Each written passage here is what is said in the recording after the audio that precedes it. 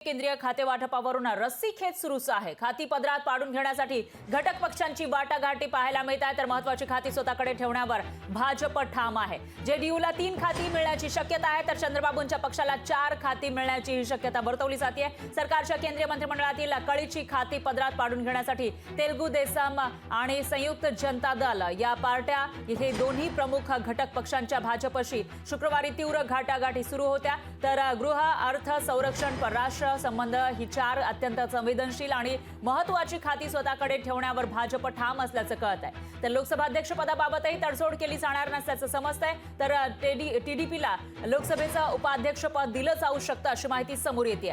तर आता भाजपला 1 खाती बहुमत मिळवता आलेला नाहीये लोकसभा निवडणुकीमध्ये, आणि त्या पार्श्वभूमीवर जे घटक पक्ष आहेत त्यांना महत्त्व प्राप्त झाल्याचं पाहायला मिळतं। आणि घटक पक्षांमध्येही प्रमुख आहेत नितीश कुमार यांचा जेडीयू, तर दुसरीकडे आहे टीडीपी चंद्रबाबू नायडू यांचा, आणि त्यांची जी मागणी आहे ती त्यासाठी आता वाटाघाटी सुरू असल्याची माहिती समोर येते। त्यामुळे भाजपला जर सत्ता स्थापन करायची असेल देशामध्ये, तर त्यासाठी त्यांना या दोन्ही पक्षांना आपल्या सोबत घेणं गरजेचं आहे, त्याशिवाय त्यांचा बहुमताचा आकडा पूर्ण होणार नाही। आणि त्या पार्श्वभूमीवर आता या दोन्ही पक्षांच्या मागण्या मान्य होतात का, कोणत्या घटक पक्षाला काय मिळतं याविषयी उत्सुकता निर्माण झालेली आहे। तर या संबंधी आता वाटाघाटी सुरू असल्याची माहिती समोर येते। त्यामुळे आता कोणाला कोणती खाती मिळणार ते बघावं लागणार आहे। मात्र यामध्ये भाजप ज्यांना महत्त्वाची खाती स्वतःकडे ठेवायची आहेत त्यामध्ये ते यशस्वी होतात का हेही बघावं लागेल।